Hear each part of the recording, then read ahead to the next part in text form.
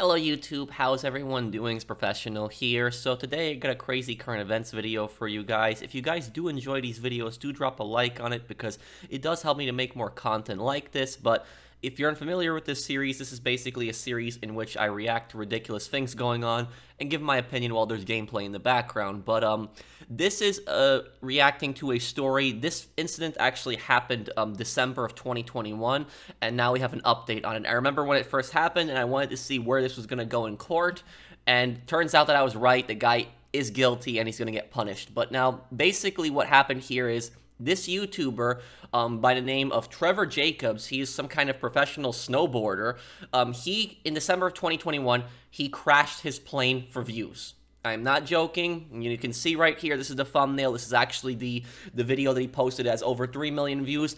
I am not going to show the video in this because YouTube will probably demonetize it. If you do want to see the video, though, I will link the original video down below as well as linking this article here. But basically, the background behind this is this guy took off his plane. He was flying from one place in California to another place in California. I believe the article is going to cover it. But basically, to sum it up, is he was flying his plane, and he was saying that he was doing this in memory of his friend. And the really messed up thing about this is he was spreading his friend's ashes while he was flying the plane, his deceased friend's ashes, and in memory of him. But then he decided to pull this kind of stunt, while he was doing that in memory of his friend, which is just so messed up. But the worst thing about this here is that he endangered people. He endangered people because when that plane is falling, that's a massive object that's going to the ground at an insanely fast rate.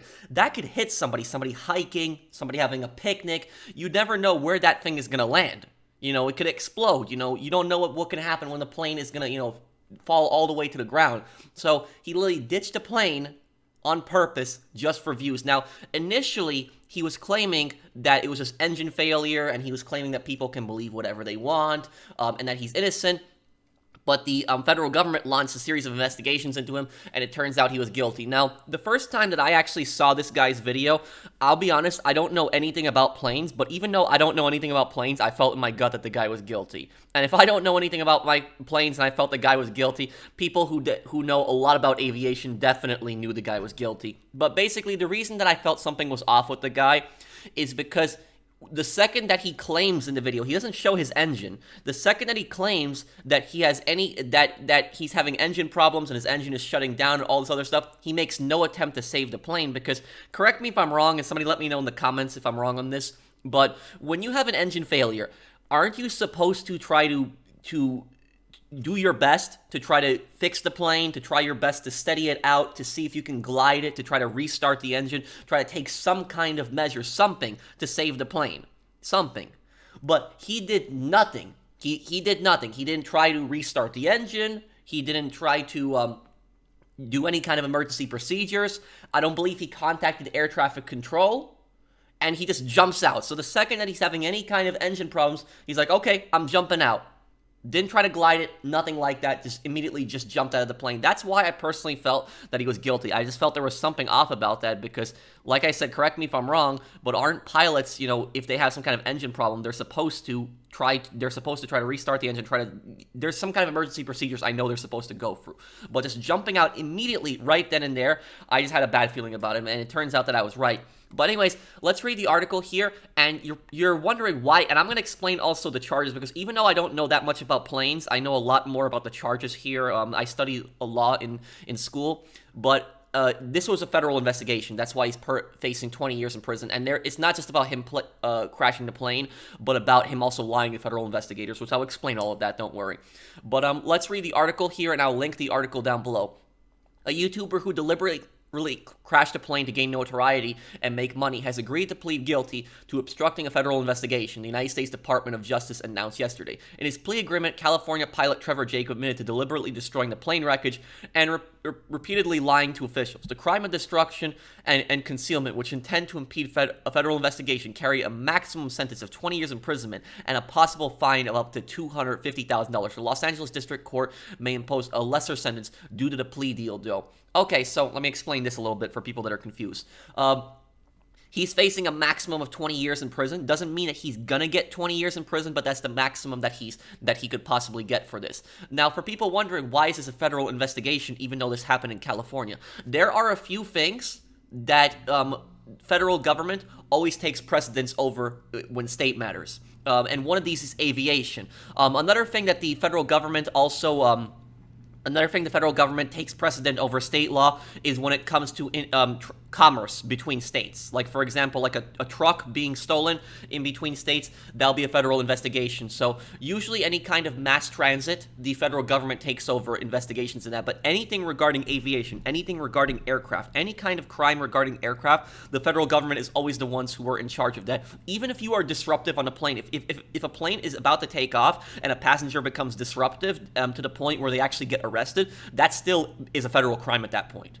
So any kind of crime that happens on an airplane, any kind of crime related to aviation, the federal government takes the lead on that. But here's the thing about this, is federal crimes are always much more stricter. So when the federal government is investigating you, you're going to get punished much more than the states. It's much more serious. And he's going to be going to a federal prison. This is not going to be a state prison. This is going to be a federal prison that he's going to be going to. Now, about the plea deal here. For people confused what a plea deal is, a plea deal, basically what that is that you plead to the charges. It avoids going through a lengthy trial, and the government doesn't have to try to prove that you did it through a lengthy trial. When a person does a plea deal, the reason that they agree to plead guilty is because they get a lesser charge. So they either get the maximum charge. The government might tell him, you're facing 20 years in prison. But, if you do a plea deal, just for example, we'll give you 15 years in prison or something like that, or you can take your chances at trial.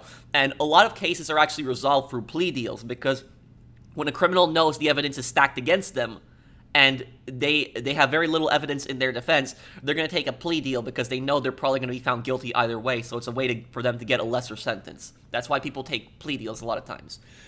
Jacob is scheduled to appear in court in the coming weeks. The DOJ, that's DOJ's Department of Justice. Department of Justice Public Information Officer Ciaran McEvoy told ARS that Jacob has not yet pleaded guilty. So he hasn't pleaded guilty yet, but he has, according to this article, but he has actually pleaded guilty already. After initial court appearance, essentially a bond hearing, a change of plea hearing will be scheduled. If Jacob pleads guilty at that hearing, a federal judge will schedule a sentencing hearing several months later. From there, Jacob would meet with the U.S. probation officer, which will draft a confidential pre-screening report recommending the sentence that the office thinks he deserves. Jacob and the prosecutors can either agree or disagree with that sentencing report, and then ultimately a judge will determine what sentence is imposed. ARS could not immediately reach Jacob or his lawyer for comment. Update. Jacob's lawyer, Carrie Curtis Axel, told ARS Trevor is taking full responsibility for his mistaken judgment. He hopes to move past it and to use his status as a world-class action sports athlete and entrepreneur and an influencer to be a source of good in society. Oh my God, it's... this is what honestly annoys me. Crap like this. Like, this guy, this is entitled celebrity. This is such a scummy, entitled celebrity, exactly. That somehow his lawyer is claiming, because he's a world-class sports athlete and influencer, that he's some sort of good in society. Some sort of good in society? You literally took your YouTube channel and you filmed yourself, crashing a plane for views. But not only that, you endangered people on the ground, you lied to federal investigators, and you were also doing that originally to spread your friend's ashes, which was disrespectful to your deceased friend. So I don't care who this guy is. This guy could be the greatest snowboarder on planet Earth. I don't care who he is. He committed a crime, and he should suffer the full penalties of the law. Why should this guy get a lesser sentence than anybody else? If this was just some YouTuber with just, 100 subs, but he did the exact same thing and just crashed his plane, why should this guy get a lesser sentence than a guy who has 100 subs? They should both get the full penalty of the law. Destroying and concealing plane crash evidence. A former Olympic snowboarder and experienced pilot and skydiver, Jacob hatched his scheme to allegedly deliberately crash his plane on November 24, 2021. Okay, so I made a little mistake earlier. I said December 2021. It was actually November 21. After securing a sponsorship and agreeing to promote a company's wallet in a video. The company has not been named, and there's no mention of wallets in the video titled "I Crashed My Airplane" that's still viewable on YouTube. So he was doing this for a sponsorship deal. Sponsorship deals, what they basically are on YouTube, is a sponsorship deal is a company reaches out to the YouTuber and they will email the YouTuber and they'll say to that YouTuber, "Hey, we have this product. Would you like to work with us on a rate?"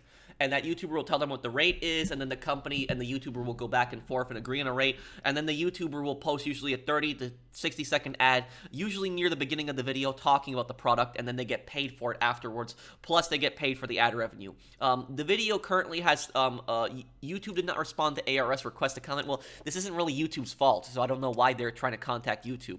The video currently has 3.3 million views. It starts with a view of Jacobs giddily flying over Los Padres National Forest in California.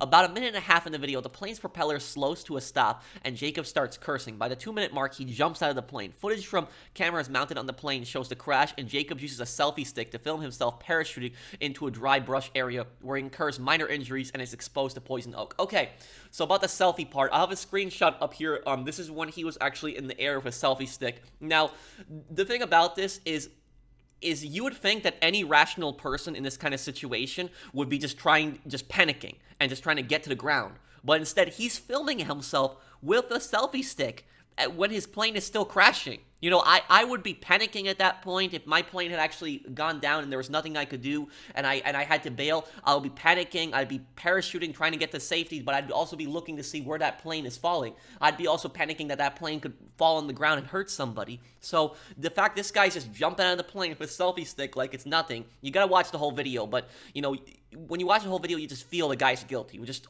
all of his body language, the way the guy's acting. I'm just kind of taking in what happened, Jacob said in the video, which then shows him hiking to the crash site to retrieve his cameras before spending what appears to be a harrowing day attempting to find his way out of the wilderness. "I'm scared," Jacob told his approximately 100,000 subscribers when the video was posted. "I'm in trouble."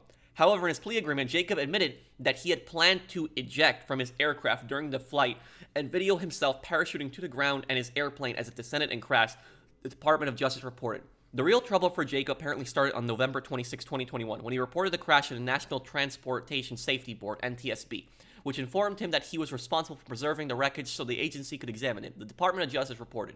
Jacob told an NTSB investigator that he would determine the crash location and provide coordinates.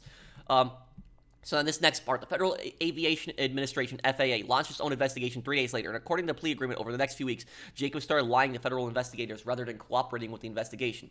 First, he said he couldn't determine the crash location, but in reality, he admitted in the plea agreement to tapping a friend with a helicopter to help him retrieve the wreckage. Upon that retrieval, Jacob then admitted to driving the wreckage to Lompoc City Airport, where he detached parts and tossed them out, dispersing the evidence in airport and other trash receptacles. The plea agreement said this was done with the intent to obstruct federal authorities from investigating the November 24 plane crash. So, by him returning to the crash site, that is not just him obstructing evidence, that's him tampering with evidence. Because he's disposing of evidence. He tells them he doesn't know where the crash site is, but he's already been there with a helicopter, and then he starts disposing of it, and he's retrieving the cameras and everything else there. The lies didn't stop there, the plea agreement said. When federal investigators asked Jacob how the crash happened, Jacob admitted in the plea agreement to falsely indicating that the plane had lost power and an engine quit after takeoff. He initially claimed that because he could not identify any safe landing spots, he had parachuted out of the plane. But the DOJ reported that in the plea agreement, he admitted that he had staged it all and intended to make money through the video. Like I said, what a scumbag. In April 2022, the FAA revoked Jacob's pilot license, noting that, among other concerns, Jacob made no attempt to contact air traffic control, restart the engine, or look for areas to safely land the plane. Yeah, if it's correct me if I'm wrong on this, but I believe that if it's possible to glide the plane, you're supposed to try to glide the plane to safety, even though there were multiple areas within gliding range where he could have landed the plane. The FAA determined that Jacob violated federal aviation regulations by opening an aircraft in such a careless or reckless manner. In addition to admitting in the plea agreement to lying to federal investigators, Jacob seemingly lied to media outlets too. Last year, Jacob told the New York Times, "I'll happily say I did not purposely crash my plane for views on YouTube." He said that he could see why people would think he staged a crash, but denied the accusations while saying people can believe whatever they choose. He just made it worse for himself. Experts including the flight instructor Robert Perry and aviation lawyer Timothy Loringer told the Times that there seemed to be signs that the video was a put-on. The propeller stopping would only happen if Jacob pulled back the control and slowed the aircraft, for example, Loringer said. Loringer also expressed frustration at the possibility that Jacob might have staged a crash, citing serious safety concerns. No reasonable person flies an airplane with the intention of jumping out of it and allowing the aircraft to just fly off in the distance, Loringer told the Times. It just goes against everything that a pilot stands for. Safety is absolutely paramount. Yeah, so that's pretty much it for the article. I hope this moron Lily faces the full penalty of the law. Just what a complete idiot. You know, out of all the dumb things that I've ever seen people do and record on YouTube, this is probably the dumbest thing ever. This probably takes the cake right here. Lily, a YouTuber, crashing his plane for views. And I was telling my friends about this, and they were like, what? Like, people who didn't hear about this, they thought that I was joking at first, but no, I was serious. There's a guy who crashed his plane for views. Like, that's one of the dumbest things that I've ever heard about. So, good way to ruin your career, ruin your sports, your snowboarding career, ruin your YouTube channel, and now ruin the rest of your life. You're going to be spending in prison, you know, possibly up to a maximum of 20 years in prison.